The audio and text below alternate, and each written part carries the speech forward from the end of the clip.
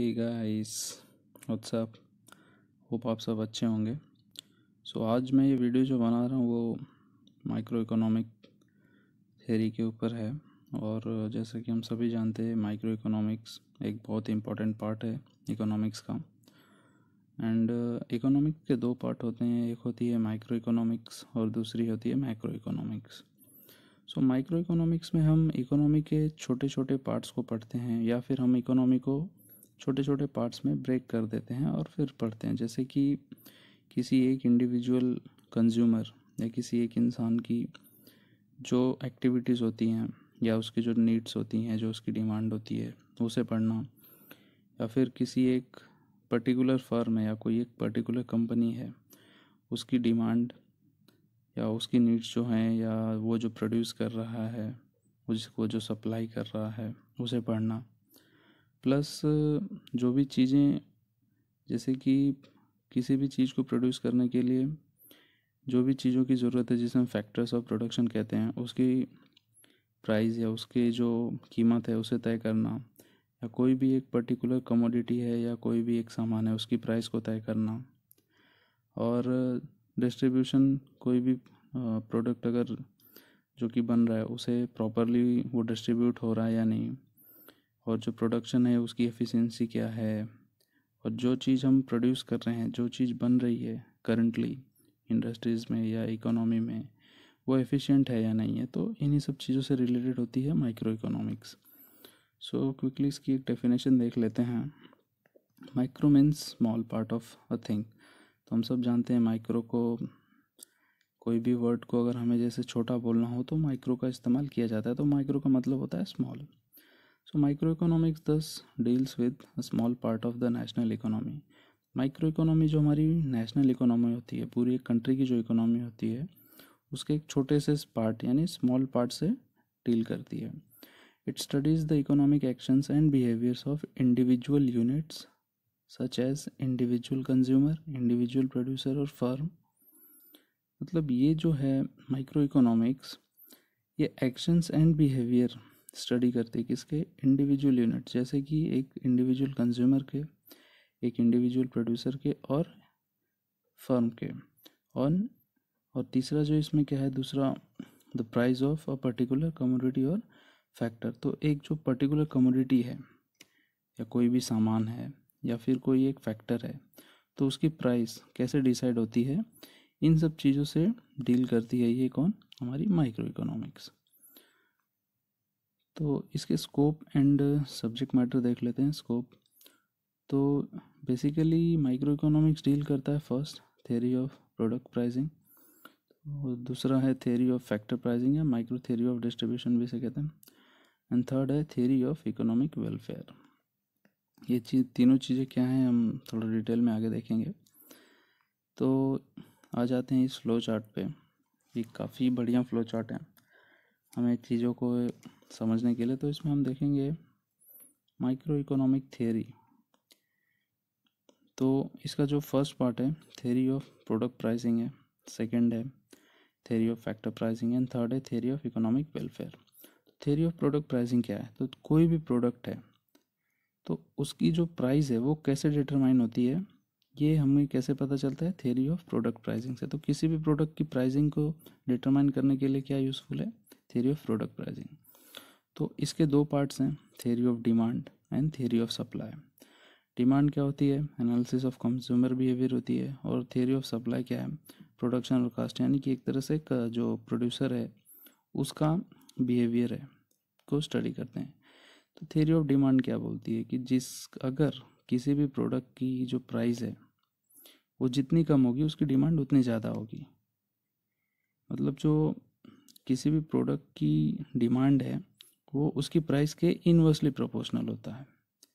मतलब अगर डिमांड ज़्यादा है, अगर प्राइस कम है तो डिमांड ज़्यादा होगी, और अगर प्राइस बहुत ज़्यादा है तो डिमांड कम होगी। सिमिलरली थ्योरी ऑफ सप्लाई, एक तरह से हम कह सकते हैं कि डिमांड का उल्टा ही है। अगर किसी भी प्रोडक्ट का जो प्राइस है वो जितना ज़्यादा होगा उसकी सप्लाई उतना ज़्यादा होगी, क्योंकि कोई भी प्रोड्यूसर है जो कोई भी प्रोड्यूसर है जो कोई गुड्स या कोई भी सर्विस दे रहा है, तो उसका एक मोटिव होता है कि वो उस पर प्रॉफिट कमाए ज़्यादा से ज़्यादा। तो अगर किसी भी प्रोडक्ट की जो प्राइस है अगर उसको ज़्यादा मिलेगी तो वो उसे सप्लाई भी ज़्यादा करेगा।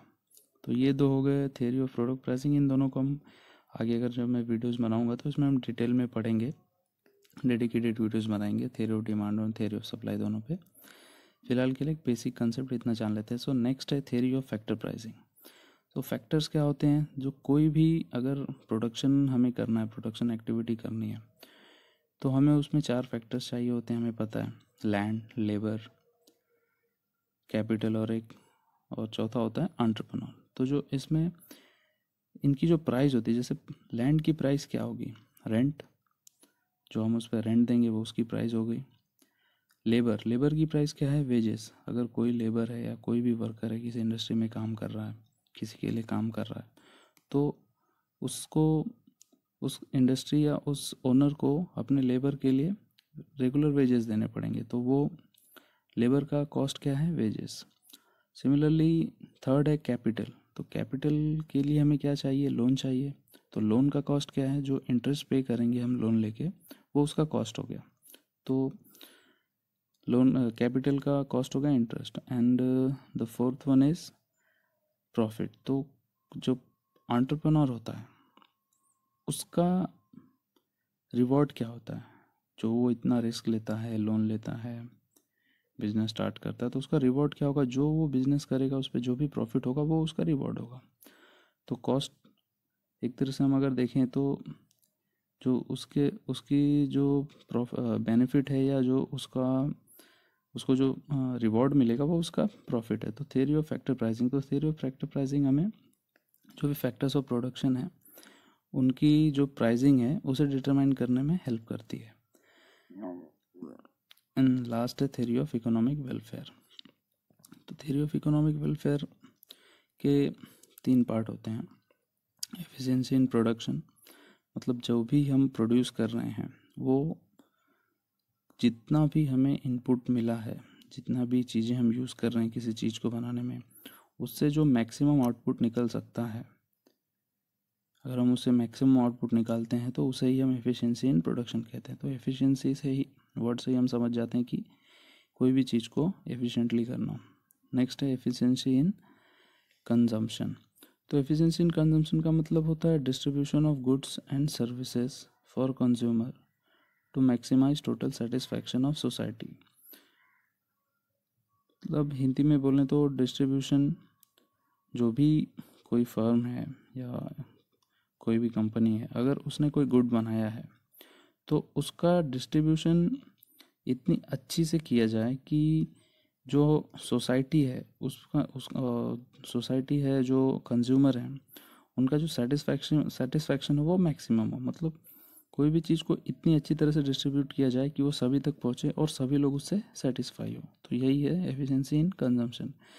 एंड थर्ड है efficiency in direction of production. तो ये जो डायरेक्शन इन प्रोडक्शन है, इसका मतलब ये है कि सपोज़ आज के डेट में हमें दवा की ज़्यादा ज़रूरत है, कोई एक महामारी फैली हुई है और उसकी दवा की ज़्यादा ज़रूरत है, तो जो हमारी फर्म्स हैं उनको, वो आजकल ज़्यादा उनका फोकस दवा के ऊपर है, मास्क के ऊपर है और जो भी चीज़ें मेडिकल चीज़ें उन पर है। बट अगर सपोज़ उनका फोकस ज़रूरत दवा की है बट उस पर ना होके वो कुछ और ही बना रहे हैं, तो ये एफिशिएंसी नहीं हुई प्रोडक्शन के डायरेक्शन की। तो efficiency in direction of production का मतलब होता है कि production of those goods which are most desired by the people या रिक्वायर्ड बाय द पीपल। ठीक है, तो ये तीनों हो गए एक मोटे से। एक ब्रीफली हमने माइक्रो इकोनॉमिक्स को इसमें समझा। आने वाले लेक्चर्स में मैं ट्राई करूँगा कि सारे चीज़ों पे एक डेडिकेटेड वीडियोस बना के हम डिटेल में इस पर डिस्कशन करें। थैंक यू, अभी के लिए thank you. And please like, share और सब्सक्राइब कर दीजिए मेरे चैनल को अगर आपको ये वीडियो अच्छी लगी हो। And hope